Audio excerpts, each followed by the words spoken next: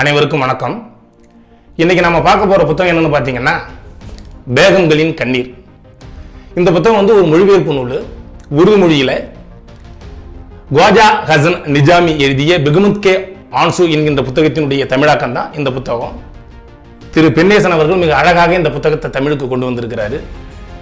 சரி, இப்போ இந்த புத்தகம் எதை பற்றிய புத்தகம்னு பார்த்தோம்னா, நம்ம எல்லாருக்குமே பள்ளிக்கூடத்தில் சொல்லி கொடுத்துருப்பாங்க, நீங்க எல்லாரும் கேள்விப்பட்டிருந்திருக்கலாம். சிப்பாய் கழகம், இந்தியாவினுடைய முதல் சுதந்திர போர் அப்படின்னு அழைக்கப்படக்கூடிய சிப்பாய் கழகம் 1857ஆம் ஆண்டு நடைபெற்றது இல்லையா? இந்த காலகட்டத்தில் டெல்லியில பெயரளவிலான அரசராக யார் இருக்கிறார்னு பார்த்தீங்கன்னா இரண்டாம் பகதூர் ஷா ஜாஃபர் தான் இருக்கிறாரு. இந்த பெயரளவிலான அரசராக இருக்கக்கூடிய இரண்டாம் பகதூர் ஷா ஜாஃபர் என்ன பண்றாருன்னா, இந்த 1857 சிப்பாய் கழகத்தில் ஈடுபட்ட அந்த கிளர்ச்சியாளர்கள் புரட்சியாளர்களுக்கு என்ன பண்றாரு, மறைமுகமா ஒத்துழைப்பு தராரு. கடைசியில புரட்சி என்ன ஆகுது, தோத்து போகுது. ஒரு 1 to 2 மாதங்கள் டெல்லியை புரட்சியாளர்கள் தங்களுடைய கட்டுப்பாட்டில் வச்சிருந்தாங்க. ஆனா சென்னை அப்புறம் கொல்கத்தா போன்ற நகரங்களில் இருந்த அந்த ஆங்கிலேய சிப்பாய்கள் மறுபடியும் டெல்லிக்கு டெல்லியை மீட்டுறாங்க.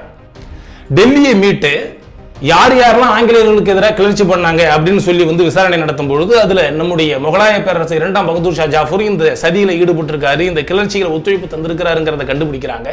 அவரை ரங்கூனுக்கு நாடு கடத்திடுறாங்க. இதை நம்ம படிச்சிருக்கோம். இவர் நாடு கடத்தப்பட்ட பின்பு நம்ம எல்லாருக்குமே தெரியும் இவர் எங்க வாழ்ந்தார் அப்படின்னு, செங்கோட்டையில வாழ்ந்தாரு. இவர் மட்டும் அங்க வாழல, இவரோடு சேர்ந்து இவருக்கு முன்பின்னாக ஏறத்தாழ ஒரு 3-4 தலைமுறையை சேர்ந்த ஆடவரும் பெண்டிரும் அந்த செங்கோட்டையில வாழ்றாங்க. இவரு நாடு கடத்தப்பட்ட பின்பு அவர்களுக்கு, அதாவது இந்த செங்கோட்டையில் வாழ்ந்த இவருடைய சந்ததியினர், இவருடைய தலைமுறையை சேர்ந்த அரச குடும்பத்தை சேர்ந்தவர்களுக்கு ஆங்கிலேயர்களின் மூலமாக உயிருக்கு அச்சுறுத்தல் ஏற்படுகிறது. அங்கிருந்து அவர்கள்லாம் என்ன பண்றாங்க, அப்புறப்படுத்தப்படுறாங்க. இப்போ அவர்கள் என்ன பண்றாங்க, வாழ்வதற்கு இடமில்லாதவர்களாக மாற்றப்படுறாங்க. இப்போ அவர்கள் தங்களுடைய அன்றாட தேவைகளுக்கே அல்லல்பட ஆரம்பிக்கிறாங்க. இப்படி இந்த புத்தகத்துல ரொம்ப கவனமா இவர் பதிவு செஞ்சிருக்கிறது என்னன்னு பாத்தீங்கன்னா, முகலாய பேரரசர் பகதூர் ஷா ஜாஃபரினுடைய வழிவந்த ஏறத்தாழ 3 தலைமுறை மனிதர்களுடைய அவல வாழ்க்கையை தான் இந்த புத்தகத்தில் இவர் பதிவு பண்ணியிருக்கிறார். மாட மாளிகையில் வாழ்ந்த ஆண்களும் பெண்களும் எப்படி ஒரு அன்றாடம் காட்சிகளாக மாறுறாங்க, சாப்பிட்றதுக்கு சாப்பாடு இல்லாம கஷ்டப்படுறாங்க, உடுத்துவதற்கு உடை இல்லாம தவிக்கிறாங்கிறதெல்லாம் ரொம்ப அற்புதமாக இதுல பதிவு பண்ணியிருக்கிறாரு. இது எதுவுமே கட்டுக்கதைகள் கிடையாது. 1857 சிப்பாய் கழகம் நடக்குது. அன்றிலிருந்து ஏறத்தாழ ஒரு 50-60 ஆண்டு காலமாக அந்த அரச பரம்பரையை சேர்ந்தவர்கள் வாழ்றாங்க.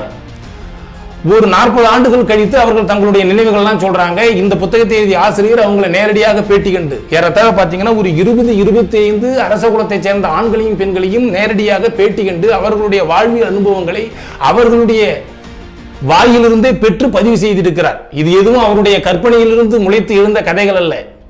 அரச குடும்பத்தை சேர்ந்த ஆண்களும் பெண்களும் தங்களுடைய உல்லாச வாழ்க்கையை ஞாபகப்படுத்தி பேசுகின்ற அதே சமயத்தில் எப்படி தங்களுடைய வாழ்க்கை தாழ்ந்து போனது என்பதையும் என்ன பண்றாங்க, அந்த ஆசிரியரிடத்துல சொல்றாங்க. அவர் அதெல்லாம் பதிவு செய்து இந்த புத்தகத்தை என்ன பண்ணியிருக்காரு, நம்மளுக்கு கொடுத்துருக்கிறாரு. ரொம்ப அற்புதமா இருக்கு இந்த புத்தகம். ஒவ்வொருத்தரும் படிக்க வேண்டிய புத்தகம். மனித வாழ்வு என்பது எப்படி நிலையற்றது, செல்வம் என்பது எப்படி நிலையில்லாதது, மனித வாழ்வுங்கிறது எப்படி எப்படி ஒரு சுழற்சி மாதிரி தான். ஒரே ஒரு நிகழ்வு தான். ஒரு சிப்பாய் கழகங்கிறது எப்படி ஒரு அரச குடும்பத்தையே புரட்டி பிடிக்கிறது, அவருடைய வாழ்க்கையை மாத்துதுங்கிறத ரொம்ப அற்புதமாக இந்த புத்தகத்தில் பதிவு பண்ணியிருக்கிறாரு. சிறப்பாக இருக்கு. எல்லோரும் படித்து பாருங்க, ரொம்ப நன்றாக இருக்கும். நன்றி, வணக்கம்.